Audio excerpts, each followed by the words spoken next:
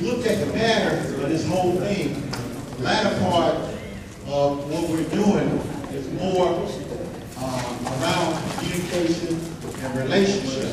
You guys hear me okay? Yes, sir. So a lot of it dealing with communication, relationship. We go through voter empowerment, how to take the advantage of this system and look at it, how it relates to you, and it comes down to different things. From perspective of where men are concerned dads, where concerns of dad, young wives, Brother White Walk, a panel of men discussing that, and then all the way up to where we are now. But this is one our own. He's a philosopher, like Dr. Brother L.L. said, and he's also wrote a book that's relevant to what we're doing now. This second book. The first book was philosophy. The second book dealing with the title is Men Are Too Horny. All right. And Women Are Just Too Smart. All right. And without any further ado, I'd like to bring my book, my friend, the Honorable Brother Victor Love to the front. All right.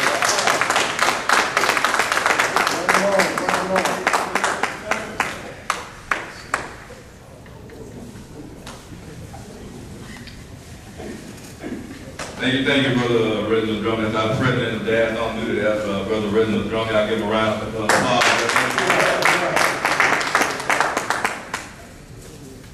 I got a few notes here. Again, my name is Victor Love.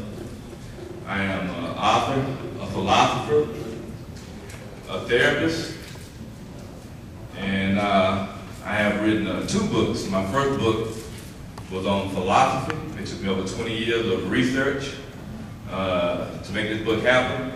And my second book, which I'm going to be talking to you about mostly today, is on relationships. And the name of the book is Men Are Too Horny and Women Are Too Smart. The Proper Relationship. And I know it's cool, you can laugh at the name. You know, people laugh about it all the time. I laughed about it when I really thought about the name.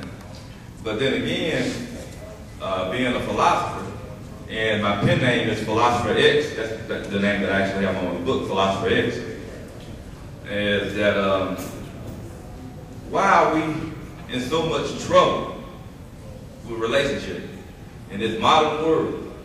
You know, we got, the best technology, the best doctors, the best scientists, the best, theologians, the best therapists, but we're just in terrible shape when it comes to our relationships. Now, the thing about relationships is that they can also be looked at in a scientific manner, as well as from a spiritual manner, in a matter of morality. And so I wanted to really take a look, and it took me, like I said, 10 years of research. If I just remove all the things that clutter our life, we got to pay the bills, we got to get please unlock the total dance room? Can you please unlock the total dance room? Excuse us. So, we got to get the kids to school on time. We got to get to work. We don't get a traffic ticket. I mean, we bombarded by, life situations and every day, so we can't get around it. So a lot of times, when it comes to relationships, that's something that we treat on the back end, and we're hoping that what we do on the back end will be enough for us to have a successful relationship with our significant other. So when I removed all of that clutter, and I really looked at it, the way women look at us and the way we look at women, is that the women say the men are just dogs. So I said, so that really what they're saying is that men are too horny. And so we suffer in our relationship because of men's actions. And so when guys say women are too smart, they're not saying that they're too smart because they have intelligence. They're saying that I can't win an argument whether I'm right or wrong. But also women have, since the days of ancient Egypt, when they stopped all the women from getting education and stopped them from having rights, women had to fight for their rights and all that stuff again, they were actually able to get back into the workforce and regain a lot of education. So now they say, well, you know, I can make my own money. I ain't got to put up with this stuff no more. You know, you're going to be a horny dog, be a horny dog.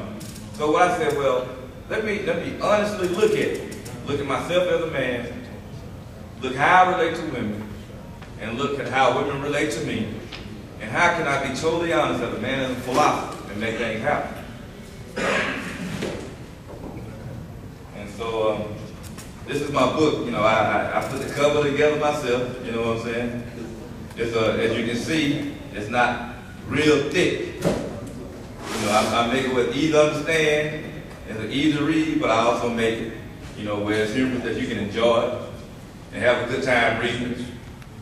You know, and I got some jokes in there and whatnot, you know, but I ain't gonna get into that right now for the sake of time. This is my second book, Philosophy of Revealing the True Meaning of Life. And that's for the people who really want to get into some really deep down thinking and self-examination.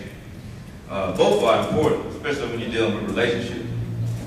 Now, one of the things about relationship is that people, if I was to ask people, why are you even in a relationship? You know, Because we're human. matter of fact, I'm going to ask the Reverend. Reverend, you've been in a relationship. Why do you get involved in a relationship? Because we're human. For many reasons. For commitment, and because I love the person, and you know, don't want to be lonely. So commitment, you love the person, you don't want to be lonely. That's wonderful. Yeah. I know you're a married man with kids. Why you married? The kids, man. Get married. The only reason you got married to have kids? I know it's more than that. Come on, man.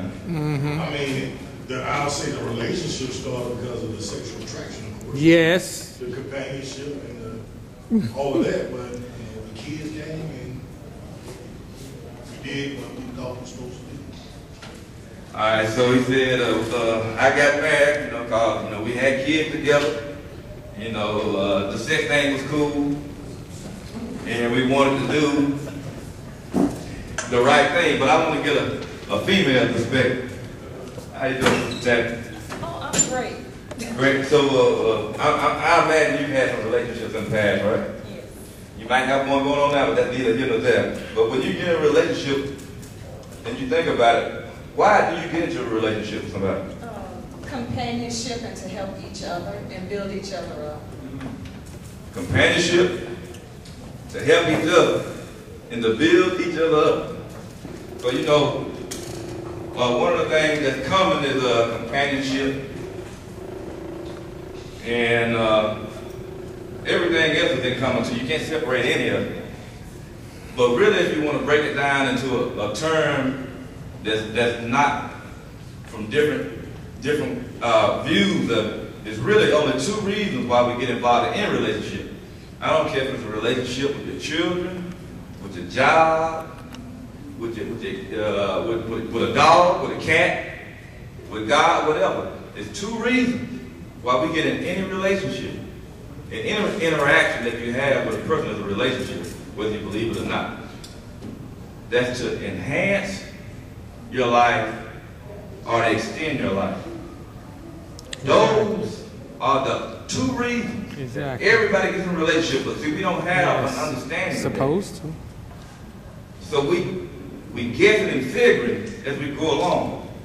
So some things can get lost in translation because if you're guessing and figuring when you're in the middle of a situation, that's going to be some things that you're going to overlook in a time that you don't need to be overlooking, and it causes, you know, strife in your life. So when we go to school, we learn, you know, how to do our math, arithmetic, all that stuff, you know, science, whatever. You know, it's all good. You know, it comes in handy. But we don't have any classes that teach us how to deal with each other from a young age in a relationship. And so, if I was to ask a man what it is to be a man, I guarantee you we'll get a lot of different answers. Like this brother right here, Brother Breeze. What is it to be a man? To be responsible.